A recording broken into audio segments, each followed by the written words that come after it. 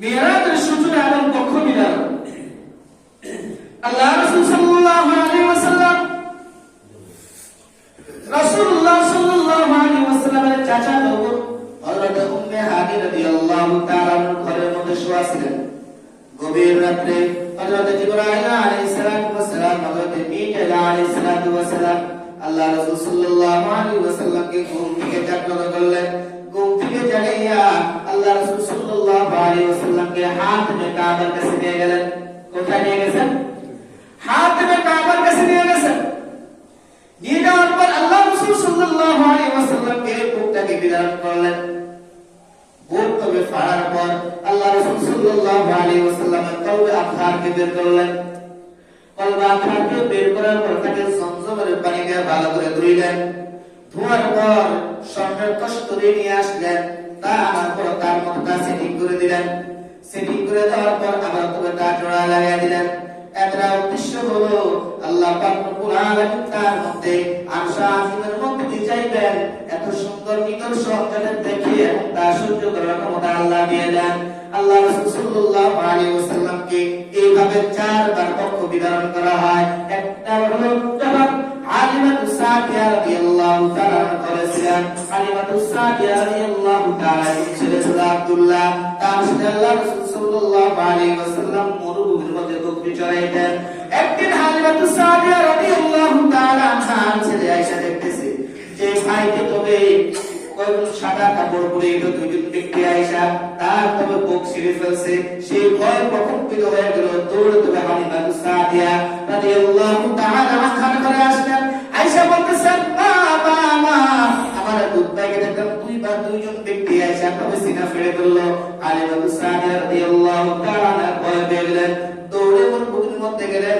গিয়ে দেখতেছেন নবী মুহাম্মদুর রাসূলুল্লাহ সাল্লাল্লাহু আলাইহি ওয়াসাল্লাম জমিনের উপর বসে রয়েছেন। জিজ্ঞাসা করা হলো, কি হয়েছে বাবা তোমার?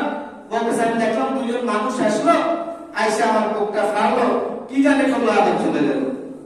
অর্থাৎ শৈশবকালে যে সমস্ত খেলাধুলা করে এই খেলাধুলা যাতে অহেতুক খেলাধুলা থেকে নবী করিম সাল্লাল্লাহু আলাইহি ওয়াসাল্লাম মুক্ত থাকেন, এই জন্য প্রথমবার কি করা হলো? এই পক্ষ বিধারণ করা হলো।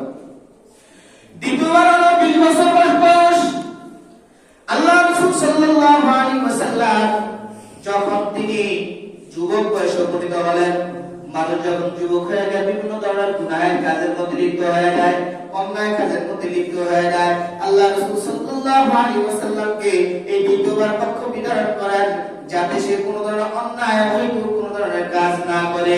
তৃতীয় নাম্বার, আল্লাহ রাসূল সাল্লাল্লাহু আলাইহি ওয়াসাল্লাম যখন ধ্যানের মধ্যে ছিলেন তখন আল্লাহ রাসূল সাল্লাল্লাহু আলাইহি ওয়াসাল্লামের পক্ষ বিধারণ করা হয়। কারণ হলো যাতে আল্লাহ পাক রব্বুল আলামিনের যে ইলম হিকমা এবং যে কোরআন নাযিল হয়েছে সেই কোরআন যাতে সে বুকে ধারণ করতে পারে, এই জন্য তৃতীয়বার পক্ষ বিধারণ করা হয়। চতুর্থবার যখন মিরাজের সফরে নেওয়া হয়, ওই সময় তো নবী মুহাম্মদুর রাসূলুল্লাহ সাল্লাল্লাহু আলাইহি ওয়াসাল্লামের পক্ষ বিধারণ করা হয় যাতে আল্লাহ পাক রব্বুল আলামিনের আসমানের মধ্যে যখন নিদর্শন দেখবে, জান্নাত দেখবে, যাতে নবী মুহাম্মদুর রাসূলুল্লাহ সাল্লাল্লাহু আলাইহি ওয়াসাল্লাম এগুলো দেখে নিজেকে মানিয়ে নিতে পারে, যাতে নিজে সহ্য করতে পারে। ওই সময় নবী মুহাম্মদুর রাসূলুল্লাহ সাল্লাল্লাহু আলাইহি ওয়াসাল্লামের পিঠের মধ্যে তবে মোহরে নবুয়তের দাগ দেওয়া হয়। ওই সময় কি না হয়? মোহরে নবুয়তের দাগ দেওয়া হয়। আল্লাহ রাসূল সাল্লাল্লাহু আলাইহি ওয়াসাল্লামকে মসজিদে হারাম থেকে মসজিদে আকসা নিয়ে যাওয়ার জন্য একটা বুরাক আনা হয়, যাকে বলা হয় জান্নাতে একটা পশু। বুরাক আনা হলো।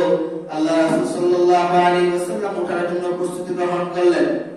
বুরাক তবে একটু অনীহা প্রকাশ করলো, মানে নিজের মধ্যে একটা অনীহা নিয়ে আসলো, কাকে উঠাবো। তখন হযরত জিবরাইল আলাইহিস সালাম বলছে, বুরাক তুমি কি জানো তোমার উপর কে আরোহণ করবে? তিনি হলেন সাইয়্যিদুল মুরসালিন, সাইয়্যিদুল সালাইন, নবী মুহাম্মদুর রাসূলুল্লাহ সাল্লাল্লাহু আলাইহি ওয়াসাল্লাম। তবে তোমার উপর আরোহণ করবে তার চেয়ে দামি মানুষ এই পৃথিবীর জমিনে কেউ নাই। বুরাকের কথা শোনার পরে দিয়া সে তো একটু লজ্জায় মাথা নিচু করলো এবং তার শরীর থেকে ঘাম বের হওয়া শুরু হলো। বুরাক কেমন ছিল যে তার দৃষ্টি, তার দৌড়ের গতি এমন ছিল যে তার দৃষ্টির শেষ সীমানা যেখানে, তার একটা কদমকে সেখানে পড়বে। সুবহানাল্লাহ, এত তেজস্ব ছিল, এত তেজস্ব ছিল। আল্লাহ রাসূল সাল্লাল্লাহু আলাইহি ওয়াসাল্লাম যখন মসজিদে হারাম থেকে আল্লাহ রাসূল সাল্লাল্লাহু আলাইহি ওয়াসাল্লাম মসজিদুল আকসা পর্যন্ত গেলেন, এই রাতের মধ্যে আল্লাহ পাক রব্বুল আলামিন যে সমস্ত মানুষ গুনাহের কারণে জাহান্নামে হয়ে যায়, জাহান্নামের কিছু ভয়াবহ নিদর্শন আল্লাহ পাক রব্বুল আলামিন নবী মুহাম্মদুর রাসূলুল্লাহ সাল্লাল্লাহু আলাইহি ওয়াসাল্লামকে দেখাইলেন। আল্লাহ রাসূল সাল্লাল্লাহু আলাইহি ওয়াসাল্লাম হাঁটতেছেন, পোরাক করে যাইতেছেন, দেখতেছেন একজন মুরব্বী রাস্তার পাশে দাঁড়িয়ে দাঁড়িয়ে কাঁদতে আছে।